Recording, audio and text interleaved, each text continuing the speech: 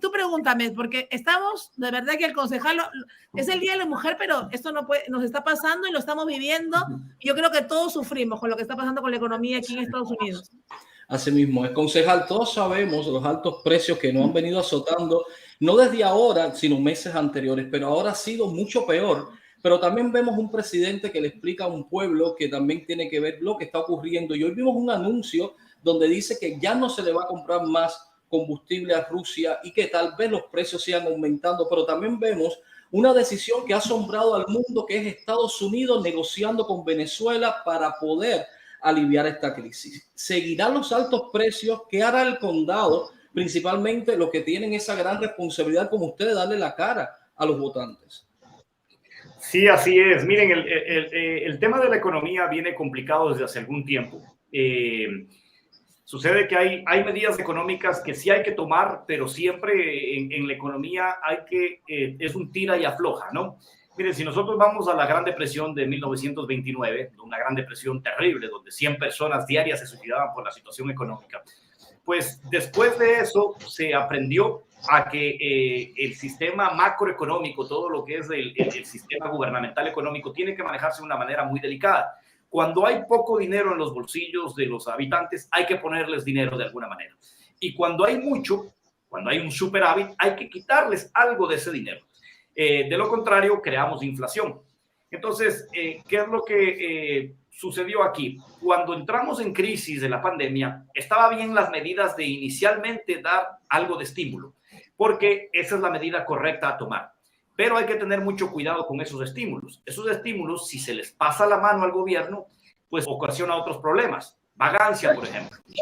Hubo gente que dijo, yo vivo de los estímulos, vivo de mi desempleo y no trabajo. Entonces, ¿qué pasó? Bueno, vamos a los restaurantes. En los restaurantes no encontramos a gente trabajando, en las tiendas, en muchos sitios.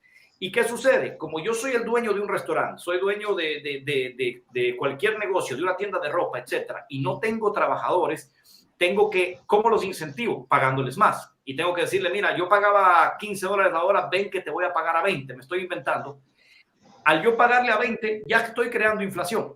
¿Por qué? Porque tengo que pagar más a esos empleados, entonces tengo que subir el precio de la carne, el precio de la ropa, el precio de muchas cosas. Entonces, por ahí vamos viendo de que a alguien se le pasó ciertas medidas y va ocurriendo eso. Hay otra cosa, y no me alejo del tema de la gasolina, ahora vuelvo, pero está todo relacionado. Hay una cosa interesante que está ocurriendo hoy en día.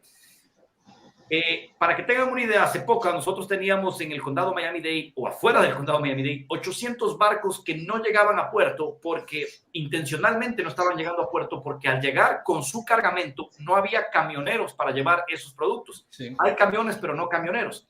Entonces los barcos estaban dando vueltas y vueltas hasta poder estar seguros de que lleguen con esa carga y esa carga se vaya.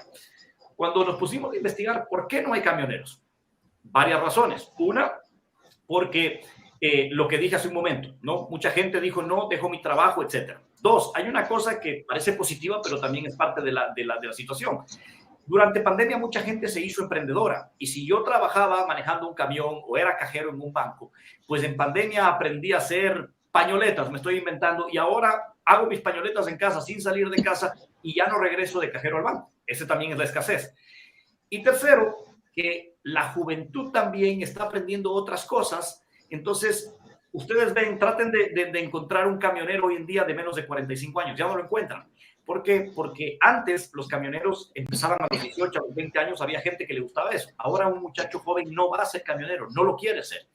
Entonces, tenemos escasez de camioneros. Eso ha creado que muchas cosas no se encuentren en el tema de la construcción, en muchísimas cosas. Hay plomeros que llevan un mes esperando que les llegue tubería para poder reparar un sistema de plomería.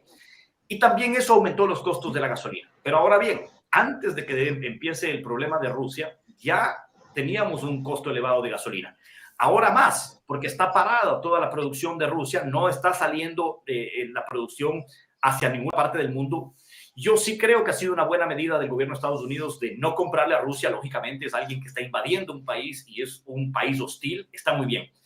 Pero no creo que es la solución comprarle a Venezuela, a un archienemigo del latinoamericano, del venezolano y de Estados Unidos, comprarle. Estados Unidos no necesita de Venezuela. Estados Unidos tiene las reservas de petróleo más grandes del mundo. Así que es la hora de sacar esa reserva, y sacarla tal vez por un año mientras las cosas se estabilizan y eso bajaría el nivel de la gasolina. Ahora, que esa medida se vaya a tomar, ojalá sí se tome. No creo que es la solución comprarle a Venezuela, pero ojalá saquen esta reserva y podamos bajar tal vez $1 el galón. No crean tampoco que vamos a volver a 3, pero sí podemos estar bajando $1 para llegar, no sé, a 3.50, 3.80. Estabilizar los precios. Así es. Aparte de la renta también, que es otra cosa que enfrenta seriamente el país. Marisol, hablemos con el concejal, hay que aprovechar que está aquí para que nos hablen lo de la renta, porque la renta no solamente en los, vamos a decir, para las personas, a los que tengan familia, sino para los negocios, que sean sumamente elevados. ¿Qué cree usted, concejal, que va a pasar con todo esto? Marisol me llamó el otro día que me decía, lee esto, estoy leyendo bien, y yo le decía, sí, está leyendo bien, que subieron la renta. Miren, las rentas... Pero es mucho, es demasiado y no te avisan. Es tremendo. Miren, las rentas, ahora ha ocurrido dos cosas. Y antes de las rentas digo algo que tiene mucha relación. También aprovechando de la gasolina y aprovechando de los problemas de todo lo que es la logística, etcétera, y los camioneros, todo este problema, también ha habido gente que ha especulado y hay que decirlo. Alguien que dijo, bueno, me subió un 10% a mí mis costos, ¿por qué voy a subir 30% a la carne o al arroz o a esto que lo otro? Eso es especular. Entonces, ahora se está tomando medidas de tratar de tener un control de llegar a especulación. Pero también esa especulación ha saltado a las rentas. Yo estaba diciendo el otro día y me inventé esta frase, dije, nos estamos siendo víctimas de nuestro propio éxito.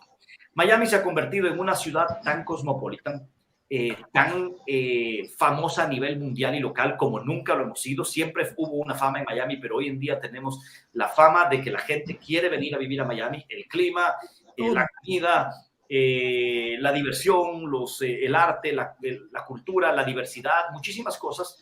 La libertad también. Entonces viene gente de todo el mundo, viene de Latinoamérica y también de Estados Unidos y de Europa, está llenándose Miami de mucha gente. Entonces, ¿qué sucede? Oferta y demanda. Cuando mucha gente quiere venir a vivir a Miami, pues entonces, como hay una demanda muy excesiva, pues la oferta también eleva y eleva los precios. Entonces, ¿qué sucede? Que hoy en día hay más gente queriendo vivir en Miami que lo que hay propiedades. Es la verdad. Entonces, ha empezado a haber un aumento tremendo y yo diría que hasta cierto punto abusivo. Entonces, ¿qué es lo que yo puedo recomendar? Bueno, aparte de que el condado ha sacado ciertos programas para ayudar en algo a aliviar eso, la gente que ha sufrido también desempleo, etcétera, pero no todo el mundo va a calificar en esas ayudas. Una de las cosas que yo decía el otro día, hay que negociar con los dueños de casa, porque hay dueños de casa que a mí, justamente ayer me llamó alguien y me dice, mira, mi dueño de casa me dijo que ahora en abril me va a subir al 50% y si no me gusta que me vaya. Hay que negociarlo con los dueños de casa. A mí me encantaría apelar al sentimiento del dueño de casa, decirle, claro que hay que subir, pero no puedes subirle a alguien el 50% y si no que se vaya. ¿Por qué están en esa posición? Porque tienen una lista de días seguramente queriendo rentar esa propiedad. Entonces, nuevamente digo, esta cantidad de gente que hemos atraído con lo bonita que es nuestra ciudad, pues está haciendo que se eleven los costos y los precios. Pero hay que seguir intentando de negociar con ese dueño de casa, de decirle, no, mira, yo pago a tiempo, pues súbeme un poco, súbeme un 8%, súbeme un 10%, un 5%, pero no un 20, un 30, un 40, ¿no? Así que es un problema que no creo que la solución va a ser muy, muy rápida y mientras más gente siga viniendo, pues más demanda, pues ya sabemos lo que sucede con los precios, ¿no? Es una parte complicada. Marisol. Bueno, entonces no hay nadie que controle esto, porque es que si yo tengo entendido que un edificio ya es propio de esa persona, no le están subiendo ni bajando nada para que le suban la renta a todos los inquilinos. O sea, que es algo que no tiene sentido y que yo no pensé que era así en este hermoso Miami, porque si no, imagínate tú, los negocios van a cerrar. Muchos que son como los míos, por ejemplo, no, porque yo soy una mujer echada para adelante y todo eso, pero tengo amigas que han tenido que cerrar sus puertas, ¿entiendes? Entonces, ¿qué va a pasar?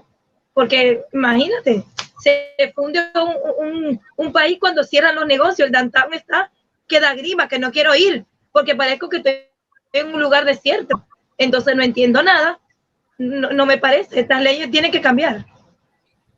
Así es, ahí es cuando entra, digamos, esta es una parte muy complicada de lidiar, porque ¿qué pasa? Que cuando, digamos, vivimos en el mundo capitalista de libre comercio, pues lógicamente que no queremos que el gobierno nos controle nada, ¿verdad? Que nos diga cuánto podemos subir o no. Si yo mañana me invento el sistema, no hay que hacerlo, pero digo me invento, si yo mañana quiero vender un pedazo de carne a $50 y la gente me lo compra, pues en teoría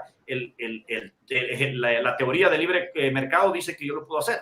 Sin embargo, eso también es especular, es entrar en especulación y es entrar en el abuso de la necesidad de la gente. Entonces, lo que dice Marisol es verdad. Mientras muchos negocios están cerrando, pues como tanta gente quiere venir a vivir a Miami, el dueño de casa empieza a subir la renta. Y lo que sucede, lo que termina sucediendo es que por necesidad, yo ya conozco gente que está viviendo en Downtown y en Brickell y que antes tenían su apartamento y vivían personas solas, ahora metieron a 2 o 3 amigos y entonces ahora viven 4 personas en un apartamento. No sé cómo se acomodan, pero entre los 4 viven en el apartamento, pagan el apartamento. Entonces vamos a empezar a entrar como viven, por ejemplo, en ciertos otros países. Mira, Japón. En Japón, un ingeniero electrónico vive con 2 o 3 familias en su casa. Sí. ¿Por qué? Porque no les alcanza para pagar una renta. Entonces traen a la hermana y al esposo y a sus hijos y viven 2 o 3 familias.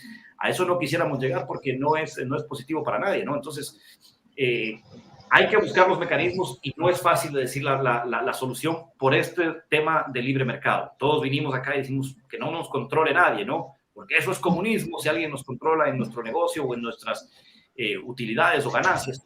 Sin embargo, entramos a veces también en abuso de que pues subo porque lo necesitas vivir en algún lado, así que yo soy el dueño de casa y subo la renta, y si no te gusta, pues ahí tengo más prospectos de inquilinos, ¿no? Es complicado el tema. Concejal, yo quiero hacerle una pregunta. Mientras que a veces a un llamado de conciencia, como usted explica, a los dueños, y el otro día le decía a Marilyn, nosotros tenemos propiedades, Marisol igual, y nunca hemos tocado a un inquilino de verle aumentado, Marisol, a 1% más caro. Pero, ok, hablemos de los taxes de las propiedades. Todo aumenta, pero también el gobierno aumenta las propiedades en los taxes. Este año se han disparado. No se puede manejar como gobierno si hay un desbalance tan fuerte en algo, como tratar de mediar, o es obligado también a aumentarlos a medida que también está aumentando las rentas y las propiedades. O sea, sí, los taxes siempre van a aumentar un poco porque van, digamos, de acuerdo a la inflación, y generalmente están por el borde de la inflación. Si la inflación es un 4, un 5%, los taxes también suben un 4 o 5% porque subió todo, ¿no? Subió el mantenimiento de calles, subió el mantenimiento de jardines, las escuelas, el combustible para toda la maquinaria, los equipos de gobierno. Todo subió, pero siempre los taxes se mantienen en un 4, en un 3, en un 5% de acuerdo a inflación. Entonces, un dueño de casa tampoco puede utilizar esa excusa, ¿no? Porque la verdad, los taxes generalmente andan por 3,5. Entonces, no puede subirlo de esa manera, y tienen toda la razón, porque yo creo que una de las cosas, aparte del llamado de conciencia, es que un dueño de casa tiene también que pensar. Lo digo también por experiencia propia, porque tengo también ahí inquilinos que llevan muchos años y que son buenos y que cuidan la propiedad. Pues ¿para qué aumentarle tanto? De tal manera que ese inquilino vaya, y ahora tengamos inquilinos malos que entran y salen, que no es positivo para nadie, ¿no?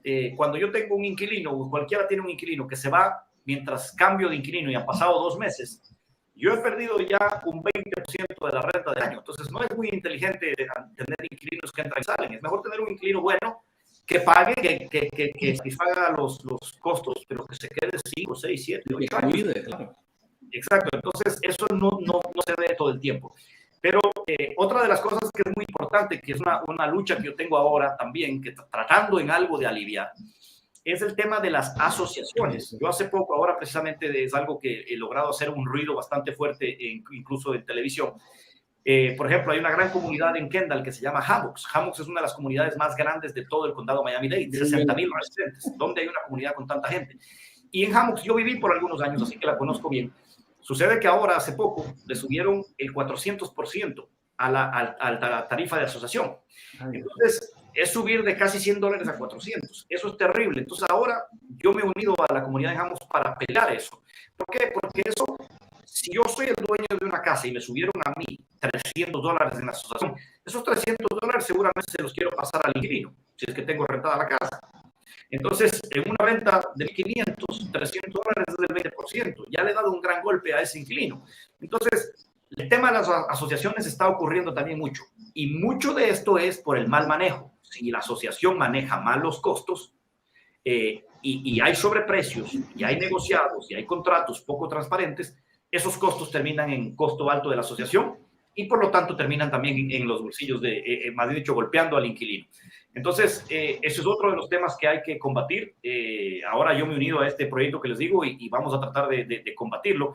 Y una de las cosas que yo dije hace poco en una entrevista, dije, si logramos lo que se está intentando hacer en Amox, ojalá sea un ejemplo para que se replique en todo el condado Miami-Dade y las asociaciones ahora tengan un control. Algo que están proponiendo es que las asociaciones todos los años ingresen al condado, ya no en Tallahassee, sino aquí al condado Miami-Dade, ingresen sus estados financieros, su presupuesto y sea analizado y auditado. Eso sería excelente para parar el abuso también de ciertas asociaciones. Así mismo es, Marilyn. Increíble todo lo que estamos viviendo, concejal.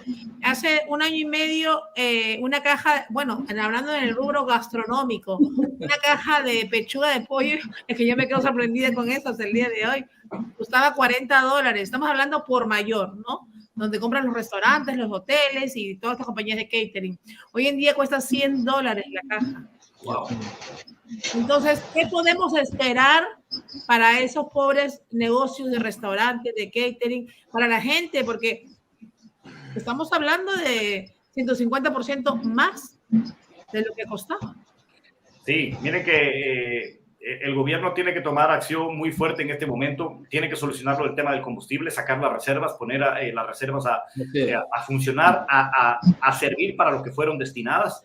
Tiene que también incentivar a los trabajadores por no dándoles tanto incentivo ya. Miren que hay una parte que yo no sé si esta sea o no la medida que se tiene que tomar en algún momento. Hay muchísimos sectores en donde hace falta trabajadores. Entonces, creo que es la oportunidad de crear las visas de trabajo excesivas como se hizo en los años 50 y 60.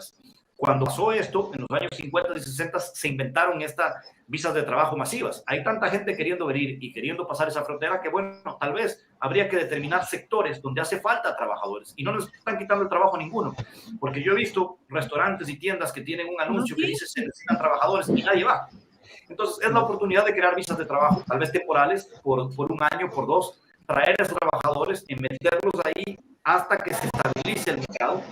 Y si lo necesitamos más adelante, bien, si no, tiene que regresar a su país. Pero podría ser una solución porque ya funcionó, ya se comprobó que funcionó hace mucho tiempo. Y yo veo negocios que incluso le suben $2, $3, $5 la hora y aún así la gente no entra a trabajar. Entonces, hay negocios que los he visto cerrados. El otro día vi una tienda reconocida de café que decía cerrados por falta de personal. Ay, por Dios. Es una yo, concejal, he visto tiendas de café y tiendas grandes en los moles que te dicen no hay bolsas porque no tengamos, sino la escasez.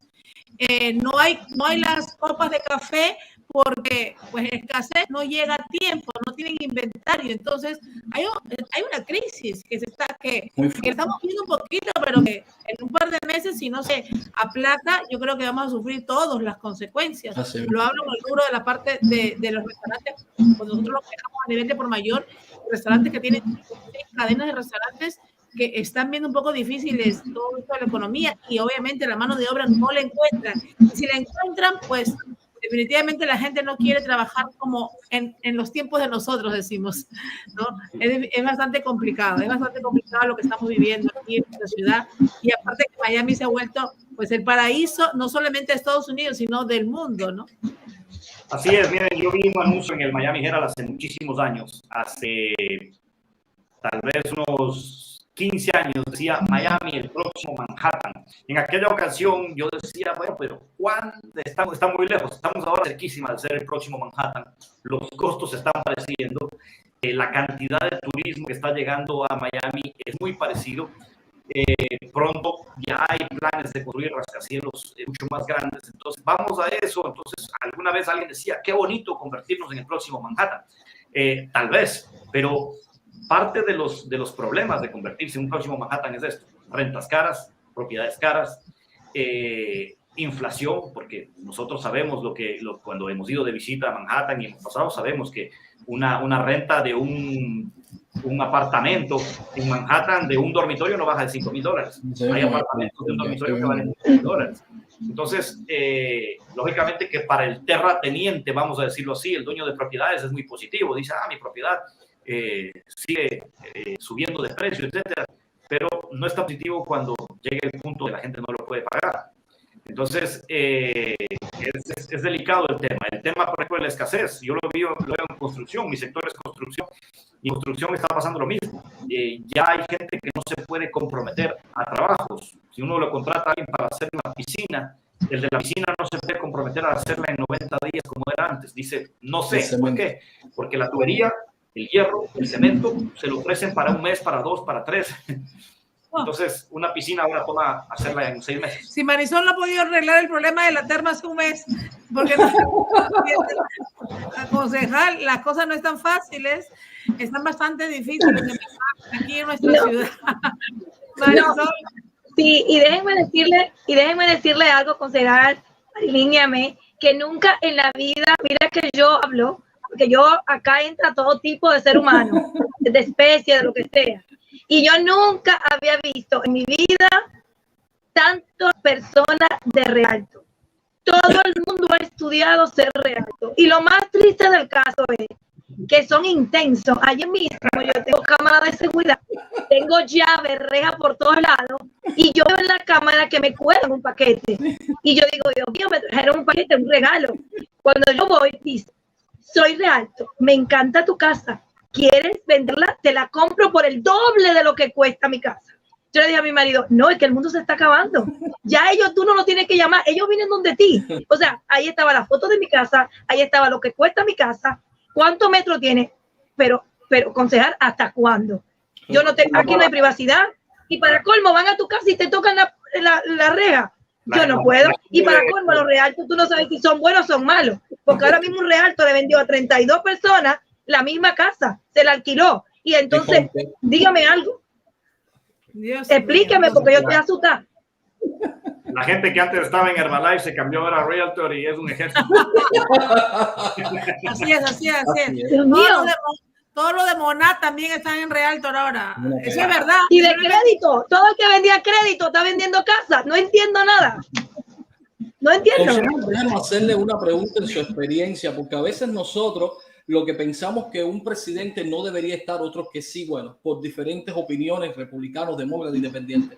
¿Puede el presidente de los Estados Unidos parar lo que es el aumento de alimentos? Porque aparte de, como dice Marisol, la escasez es preocupante, pero también vemos madres que hoy enfrentan para darle hasta a sus hijos, aparte que como usted, hay muchos que ayudan a su comunidad, pero el presidente tiene ese poder de hacer un acto allá a lo que es el tema de aumento de alimentos. Lamentablemente no tiene el poder, pero por ejemplo sí podría crear y existe, pero yo diría que reactivar, y esto se reactiva a nivel nacional, se reactiva todo lo que es especulación. Hay realmente, y por ejemplo en pandemia se puso muy de moda e hicimos una campaña de denunciar la especulación, porque la especulación es una de las cosas que más nos está afectando y nos está golpeando. Porque miren, yo lo veo, ¿no? Yo vi en pandemia y me voy a inventar un plato de comida X. En un restaurante costaba, no sé, me voy a inventar $18. Cuando todos sabíamos que la inflación había aumentado a nivel nacional más o menos en un 6-7%, 10%, ¿por qué ese plato pasó a costar 2,5 veces más? Porque ya lo encontraba yo en el menú ya no por 18, sino por $42. Entonces, eso es especulación, porque no puede ser. Entonces, ahí es cuando nosotros como comunidad tenemos que denunciar la especulación, porque a veces decimos, bueno, no me va a empobrecer esto, pero esto se convierte en un efecto dominó que termina creando una crisis financiera tremenda que nos afecta a todos. Entonces, sí creo que, por ejemplo, a nivel nacional, podría a nivel gubernamental activar todo lo que es el control de especulación. Porque eso ocurre también, que el dueño de negocio, y hemos visto, yo lo he visto, muchos productos que yo veo y digo, no puede ser, este producto si aumentó un 10%, debió subir de 20 a 22. ¿Por qué subió a 30? Entonces, eso es especulación porque ahora sucede que se vuelve algo general. Cuando a mí me suben un plato de comida en un restaurante a más del doble, yo regreso a mi lugar de trabajo y yo vendo ropa, entonces yo también subo la camisa al doble. Exacto. Y el otro que compró la camisa dice, bueno, entonces yo hago trabajos de plomería que cobro 200, ahora voy a cobrar 400. Y de repente se hace un efecto dominó inflacional tremendo. Y podemos llegar a una quiebra completa de los negocios, ya nadie puede comprar. Entonces, yo pienso que quizás no se puede tomar una medida así porque legalmente no lo podría, tendría que hacer un movimiento demasiado grande y seguramente le cuesta el puesto al siguiente día, pero sí puede sacar una fuerza de control de especulación, que eso está pasando muchísimo. Mucho, Marilyn. Marisol, pero el blower todavía no ha subido la PER, ¿no? El blower no ha subido la PER. Ceballos, eso es lo más triste, que no puedes subir, porque entonces si subes, el cliente deja de ir al negocio. O sea, y yo siempre he dicho que prefiero tener muchos clientes y tener los precios bajos que no tener a nadie y cobrar por un corte $200. O sea, mucho la diferencia, el que cobro yo $30, como cobran mis amigos que cobran $200 por un corte. Yo de verdad que no lo he subido, no. Vamos a tener que hablar con el concejal para que haga un ajuste de la economía ahí, porque esos precios están hace 5 años, Marisol. Está como los chinos. Sí. Tiene que ser un ajuste ahí de precios. Vamos a ir a dar una inspección en estos días ahí por donde Marisol. Sí. No, y que conste que muchos de los clientes que vienen son que se han mudado ahora a la Florida. ¿Me entiendes? O sea, son en el área, se han mudado montones de gente nueva. O sea, que es increíble que yo le pregunto, ¿pero compraron casa? Sí, compré casa. Entonces te puedo subir el precio. No, y que Marisol, y que hay clientes que vienen y tú le cobras el blower increíblemente, concejal, lo que está pasando es esto, al local, o sea, nosotros, tú le vas a cobrar 35 o de 30. Acá, no, porque estamos pagando lo mismo, ¿me entiendes? O sea, es complicado. Ya yo le pregunto, ¿vienes de retirada o vienes de turista? Entonces ya ahí depende. ¿Los locales o son de fuera? Pregunta Marisol. Uno tiene que escoger las respuestas correctas para que le cueste menos. A la vez que dicen son locales. Concejal, concejal, que se le dé lo de las asociaciones. Hace poco yo tengo propiedad en Kendall, muy pegada a Los Amos. Marilyn también vive por ahí cerca. Y me he quedado asombrado como ahora las asociaciones quieren subirte más para supuestamente un mantenimiento después que se cayó el edificio donde hubieron tanta gente fallecida, porque dicen que el condado Miami-Dade tiene una ley que los edificios entran en inspección después de 30 años. Pero ante este derrumbe nadie hablaba de aumentar ahora. Y ahora estamos pagando casi $500, Marilyn, de una asociación por un mantenimiento de un techo que ya habían hecho hacía 2 años. Entonces, también yo creo que se aprovechan de las circunstancias que ocurre para poder establecer estas leyes. Y es obligado, si no, te llevan una corte y te quitan el apartamento o la casa si no lo pagas. Y te quedan con él, es verdad. Y los realtos están así esperando comprar tu propiedad, mijo, así que no te preocupes. Miren y perdón, y hasta ahora tienes que comprar el parqueo, porque ahora los apartamentos, señor concejal, te dicen, no tiene parqueo, el parqueo tiene que comprar adicional. ¿Y cuánto es? $10,000, $15,000. Pero Dios mío, prefiero parquear afuera. Dígame, concejal, porque es que no puedo. No, es terrible porque, mire, una de las cosas que hay que hacer con las asociaciones, aparte de todas estas medidas tal vez gubernamentales que se pueden tomar, pero que yo aconsejo porque también lo viví en carne propia, es los dueños de casa, los propietarios, tienen que involucrarse mucho. Miren que el día en que yo me involucré en una organización, una asociación hace más de 10 años, descubrí muchísimas cosas y luego me metí activamente y junté gente buena y luego de 2 años logramos deshacernos de una mala administración, logramos recuperar fondos, logramos en esa época arreglar 5 canchas de tenis abandonadas, logramos cambiar el techo, logramos ganar una demanda contra el ex constructor. Con esos fondos se logró reconstruir prácticamente el condominio que estaba abandonado, se puso una administración nueva, continuó esa administración nueva, el condominio cambió, ahora ya tenía reservas para que vayan acumulándose y en caso de algo grave, como mencionaba hace un momento Ahmed, en los edificios, haya esos fondos, pero fue porque ¿Por qué estas asociaciones son tan hábiles y tan exitosas manejando los condominios como quieren? Porque todo el mundo estamos trabajando. Entonces, ¿cómo funciona para que ustedes lo sepan? Mañana a mí me ponen de presidente de este condominio, yo como dueño de casa. Yo llego del trabajo a las 7, a las 8 de la noche y el property manager me trae una carpeta, un folder con 50 cheques que yo los tengo que firmar a quemarropa en 3 minutos porque me está apurando y me dice, esto hay que pagarlo mañana. Mañana la gente se queda sin sueldo, sin techo, sin nada, así que fírmelos. Y yo en ese apuro, que no es mi compañía ni mi negocio propio, simplemente yo vengo, estoy cansado, me están esperando adentro para cenar, los firmo en mi puerta, los 50 cheques, tenga señor.